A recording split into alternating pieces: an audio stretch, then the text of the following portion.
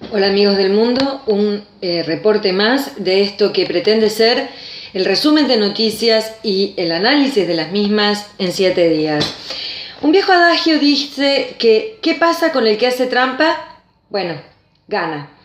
Aunque sea a corto plazo, parece que así sucede. Y esta es la táctica que para la guerra usa la Unión, no la Unión Soviética, sino la ex Unión Soviética, digamos, los rusos, son expertos en ella.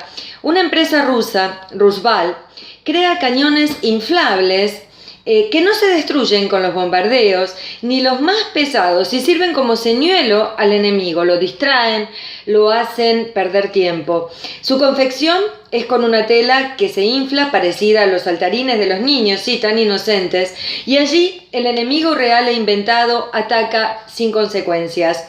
Otro adagio: parece que en la guerra como en el amor todo vale. Lástima que este juego ruso no es tan inofensivo. Con él lograron anexar Crimea a su territorio en el año 2014. En fin, la guerra sigue también en El Salvador. Nada nuevo. Desde la independencia de España en el año 1821, el país vivió en continuas crisis políticas y sociales, sobre todo con el eterno conflicto entre liberales y conservadores, que en América Latina nunca lograron limar diferencias y se suceden en un ping-pong absolutamente peligroso para la estabilidad tanto social como política. Hace más de 200 años esto parece ser una guerra entre Montescos y Capuletos. Consecuencia, hacia el año 1970 el 10% de la población de El Salvador disfrutaba del 80% de las ganancias del país, de la riqueza. Nace así, fruto de la injusticia social, claro, la enorme brecha entre ricos y pobres, y con ella el Frente Farabundo Martí para la Liberación Nacional, una rama del Partido Comunista Salvadoreño, que enojado decidió tomar las armas y defender al pueblo indígena. El escenario era absolutamente propicio para esta guerra, ya que Estados Unidos y Rusia seguían enfrentándose luego en una guerra fría antes de la caída de la Unión Soviética, claro, y el conflicto global, como digo, se reprodujo, mejor dicho, en El Salvador y en muchos países de América Latina. Textualmente fue lo que sucedió. En El Salvador, ambas ideas se enfrentaron en el seno de un pequeño país, en este caso El Salvador, pero por supuesto ha sucedido en toda América Latina. Los militares y la derecha eran apoyados por Estados Unidos y los izquierdistas por Rusia. Conclusión: un caldero que en El Salvador terminó con la vida de 75.000 personas. Llegó una aparente paz en 1992 con la firma del Tratado de Chapultepec, con la intervención de las Naciones Unidas, y el país, a pesar de esto, nunca se pacificó. La lucha es la palabra que siempre se utiliza y que sigue en las mentes de muchos, sobre todo los indígenas salvadoreños, y estos grupos indígenas en El Salvador se dividen en dos grandes grupos, que son los Leucas y los Pipiles. Hoy el New York Times, en su edición internacional, relata la lucha en la localidad Esperanza Río Coco entre colonos e indígenas misquitos, una etnia nativa de América Central, que fue absorbida por Nicaragua en 1894.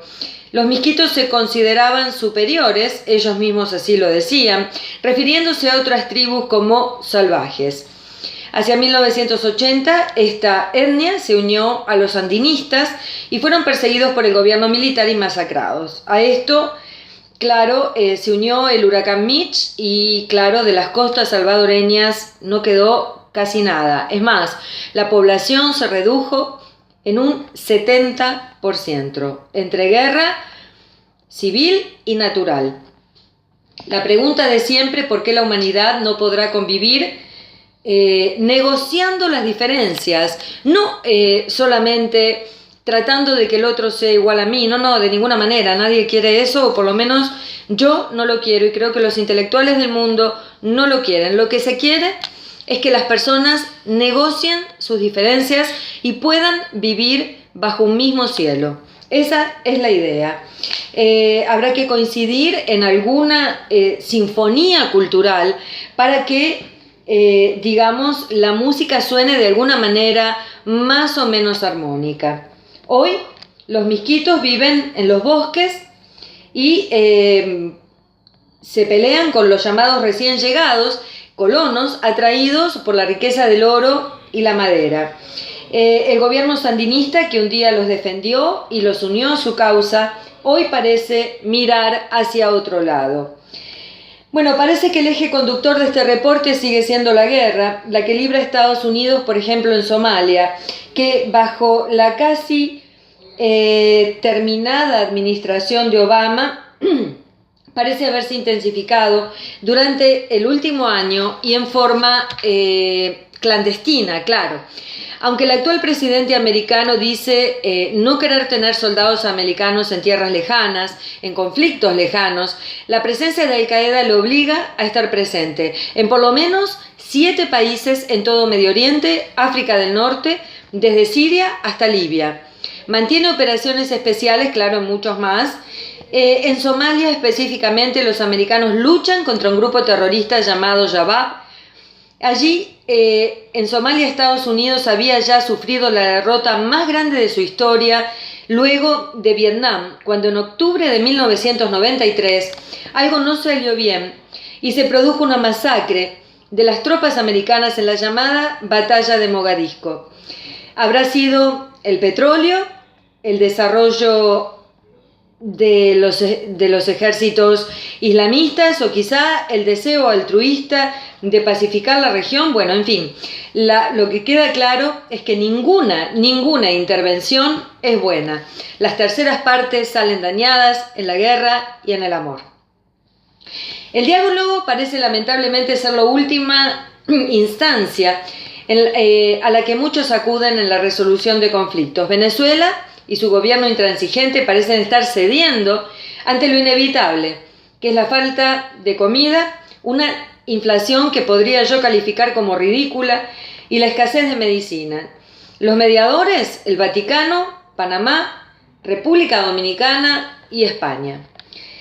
El diálogo finaliza hoy, sí, hoy finaliza el diálogo en Estados Unidos y lo único que puedo desearle a la sociedad americana es mucha suerte en esta batalla entre Clinton y Trump, en la que creo nadie saldrá vencido, por lo menos la sociedad americana no saldrá victoriosa de esta contienda que tiene absolutamente dividida, como vengo diciendo desde hace muchos informes, a la sociedad americana. En fin, como dije anteriormente, mucha suerte América, good luck América, you'll need it. Y para culminar, muy a mi pesar, ya que el mundo gira y gira y las noticias son muchísimas, bueno, terminaré con la revelación de la Universidad de Cambridge, que informó que el virus del HIV surgió de una epidemia preexistente en el Caribe y llegó a New York a comienzos de 1970. Finalmente, el pobre Gaetán Dugar, un comisario de a bordo franco-canadiense, dejará de ser llamado paciente cero. Que descanse su alma en paz.